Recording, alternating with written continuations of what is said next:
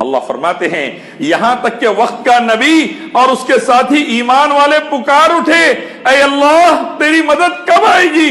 ہم نے کہا صبر کرو، اللہ کی مدد قریب ہے۔ آ گئی نہیں، اللہ کی مدد قریب ہے۔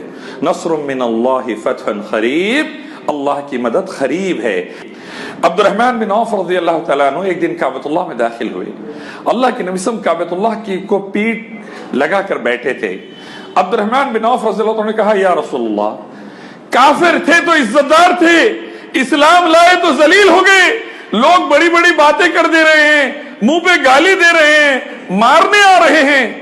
اللہ کے نبی صلی اللہ علیہ وسلم نے فرمایا عبد الرحمن مجھے ابھی بھی تلوار اٹھانے کا حکم اللہ نے نہیں دیا، صبر کرو، یہاں تک کہ تم دیکھو اگلی قوموں نے کیسے صبر کیا۔ ان کے نیک آدمی یا نبی کو قوم پکڑتی، لوہے کے کنگے کو ہاتھ میں چبا کر کھال کے ساتھ پورا چمڑی نکال دیتے، پورا گوشت نکال دیتے، ہڈی نظر آتی تھی، زمین میں گاڑتے گردن تک اور سر پہ سے آرا چلا ڈالتے تھے، اور اس پر بھی وہ قوموں نے صبر کیا۔ اللہ فرماتے ہیں یہاں تک کہ وقت کا نبی اور اس کے ساتھی ایمان والے پکار اٹھے اے اللہ تیری مدد کب آئے گی؟ ہم نے کہا صبر کرو، اللہ کی مدد قریب ہے۔ آ گئی نہیں، اللہ کی مدد قریب ہے۔ نصر من اللہ فتح قریب، اللہ کی مدد قریب ہے۔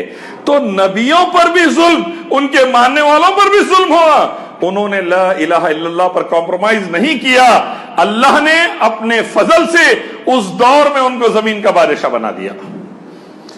ابراہیم علیہ السلام اکیلے، باپ ساتھ نہیں، خاندان والے ساتھ نہیں، پڑوسی شہر والے ساتھ نہیں، حتیٰ کہ وقت کا بادشاہ اور اس کی پوری طاقت ابراہیم علیہ السلام کے خلاف۔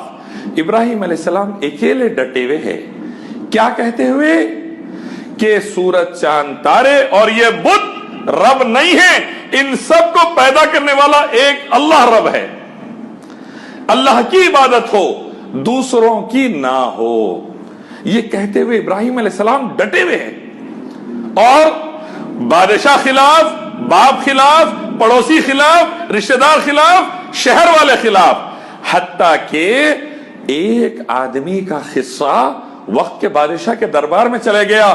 کیوں؟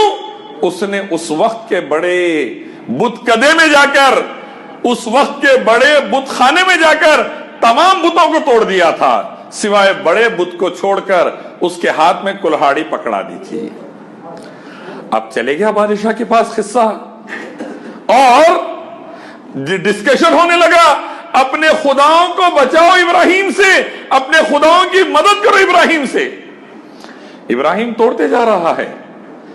اندازہ لگائیے، اکیلا بندہ، کوئی پولیٹیکل پارٹی نہیں، کوئی فوج نہیں، کوئی بہت زیادہ پیسہ نہیں، کوئی نوجوان ساتھی ساتھ میں کھڑے ہیں نہیں، اکیلا بندہ ہے، حتیٰ کہ باپ بھی نہیں ہے، اور اللہ فرما رہے ہیں ابراہیم اکیلے امت تھے پوری۔ اللہ نے ابراہیم علیہ السلام کو اکیلے امت کہا، پورے سسٹم سے ٹکر لے رہا ہے۔ آج 180 کروڑ مسلمان دنیا بھر میں ہیں، ہندوستان کے اندر 20 کروڑ سے زیادہ، ہم کس کس کے پاس جا رہے ہیں اندازہ لگائیے، اور ابراہیم علیہ السلام وقت کی حکومت کے آگے اکیلا کھڑے ہوئے، حتیٰ کہ پیش ہوئے دربار میں بادشاہ نے کہا کیا کہتے ہو؟ کہنے لگے میں اس رب کی عبادت کرتا ہوں جو زندگی اور موت دیتا ہے۔ بادشاہ نے کہا میں بھی زندگی موت دے سکتا ہوں۔ ایک جس کو قتل کرنا تھا قیدی کو بلایا اور کہا اسے آزاد کر دو، جسے آزاد کرنا تھا قیدی کو بلایا اور اسے قتل کروا دیا۔ دیکھو میں نے بھی زندگی دی، موت دی۔ ابراہیم علیہ السلام نے کہا میرا رب وہ ہے جو مشرق سے سورج کو نکال کر مغرب میں ڈباتا ہے، اگر تم طاقت والے ہو تو مغرب سے نکال کر بتاؤ۔ اب جیسا یہ بات آئی، بادشاہ کی اوقات پتہ چل گئی، بات کو پھرانے کے لیے کہنے لگا اپنے خداؤں کی مدد کرو اور اس بندے کو فوری سزا دو۔ सजा डिक्लेयर हो गई, आग के कपड़े उतार दिए गए और आग में फेंकने का हुक्म दिया गया। आग जलाई गई, आग में फेंकने का हुक्म दिया गया। अंदाजा लगाइए, हमारे 125 भाइयों को लिंचिंग में मार दिया गया, हमारे कलेजे कट गए, लेकिन एक इब्राहिम अलैहिस्सलाम जिसका कोई मददगार नहीं उस वक्त जमीन पर सिवाय अल्लाह की मदद के, अकेले खड़े हैं, आग में कूद जाने के लिए तैयार है, लेकिन जुबान से शिर्क बोलने के लिए तैयार नहीं है, दिल से शिर्क को मान लेने के लिए तैयार नहीं है। अल्लाह के नबी सल्लल्लाहु अलैहि वसल्लम फरमाते हैं, चाहे तेरे टुकड़े टुकड़े कर दिया जाए तो फिर भी अल्लाह के साथ शिर्क नहीं करना।